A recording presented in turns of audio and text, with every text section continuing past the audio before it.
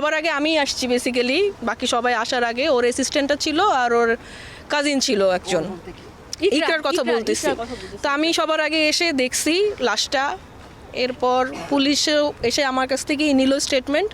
আমি তখন জিজ্ঞেস করলাম অ্যাসিস্ট্যান্টকে যে কখন হইলো কি হলো, কারণ আমাদের সাথে 10টার দিকেও সকাল 10টায় চ্যাট হয়েছে মেসেঞ্জারে। নেপালে যাইতে চাইছিল আর ওর হাতে প্রোগ্রামও আছে, ওর একটা প্রোগ্রামও ছিল আজকে, ইফতার পার্টি। তো আমারও যাওয়ার কথা ছিল এখানে।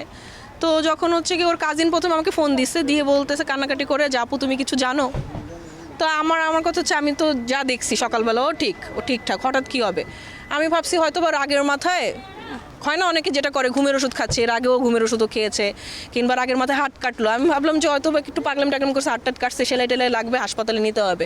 তো আমি অত সিরিয়াসলি নেই নাই। তো আমার কাছে ওর হচ্ছে গিয়ে দেবরের নাম্বার নাই, বাসার কারো নাম্বার ছিল না। তো আমি ওকে বললাম যে তুই একটু কন্ট্যাক্ট কর, কারণ আমিও হাসপাতালে তখন পেশেন্টদের নিয়ে একটু বিজি ছিলাম। পরে আমি দেবরকে ফোন করলাম। এরপরে ও যখন জানালো যে এরকম, তো আমার বেশিক্ষণ লাগে না বসুন্ধরা থেকে এখানে আসতে, 10-12 মিনিট লাগে। আমি সবার আগে এসে পৌঁছালাম। আমি ঢুকে তো ওর কাজিনের হাজব্যান্ড ছিল বেসিক্যালি, আমাকে দেখে বলতেছে আপু ভিতরে। তো আমি ভাবছি হয়তো এমার্জেন্সিতে শুয়ে আছে। আমি তখনও না, আমি আসলে প্রসেস করতে, কারণ ও খুব ও কিন্তু ডিফারেন্ট, ও খুব স্ট্রং। ও উল্টা মানুষজনকে, আমরা ডিপ্রেশনে থাকলে আমাদেরকে বুঝাইতো যে ডিপ্রেশনে থাকার কি আছে, একটাই জীবন, ও করবে এটা আনবিলিভেবল ছিল। তো আমি প্রথমে দেখলাম যে ও ঘুমাইলে যেরকম, ও তো সুন্দর, ও ঘুমাইলে যেরকম ওভাবে শুয়ে আছে। তো আমি অনেকক্ষণ ডাকলাম ইকরা ওঠ। আমি ওর পালস দেখলাম পালস নাই। তখন আই রিয়ালাইজ যে শি ইজ নো মোর।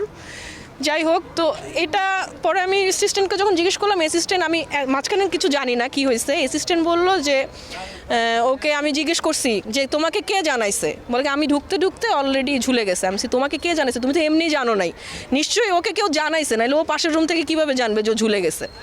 তো বলতেছে আমাকে স্যার ফোন দিয়ে জানাইছে, আলভির কথা বলতেছে।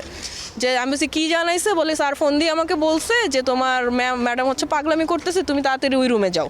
তো আমরা যে হচ্ছে কি ওই রুমের দরজা লক ছিল, ডাম্বেল না কি দিয়ে দরজা ভেঙে, ততক্ষণে নাকি ফ্যানা টানা বের হয়ে গেছে। ওরা নিয়ে প্রথমে সাথে নিয়ে নাকি ওই মিরপুরে ইসলামীয় হসপিটালে নিয়ে গেল।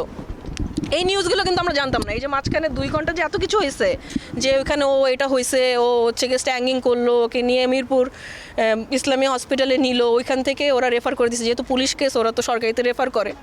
এই জিনিসটা আমি যখন জিজ্ঞেস করলাম যে তুমি কীভাবে জানলা, এখানে এত দূরে কেন আনলা, তখনও আস্তে আস্তে বললো, এর আগ পর্যন্ত এই টোটাল সিনারিওটা কেউ জানে না। পরে আমি বুঝলাম যে ও আসলে বেসিক্যালি ওর হাজব্যান্ডের সাথে কথা বলতেছিল, ফোনে কথা বলা অবস্থায় নিশ্চয়ই এরকম কিছু করতেছিল। এই জন্যই আলভি ফোন দিয়ে ওর অ্যাসিস্ট্যান্টকে বলছে যে তাড়াতাড়ি ওই রুমে যেয়ে দেখতে।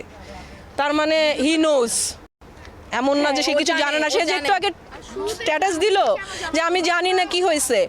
তো এই স্টেটমেন্টটা পুলিশকেও দিয়েছে ওর অ্যাসিস্ট্যান্ট অর্ক, যে স্যার আমাকে জানাইছে, স্যার জানে দেখে জানাইছে। সো যে ও লিখলো আমি জানি না কেন, আমার কিছু বলার নেই স্ট্যাটাসের উপরে, বাট হি নোজ এভরিথিং।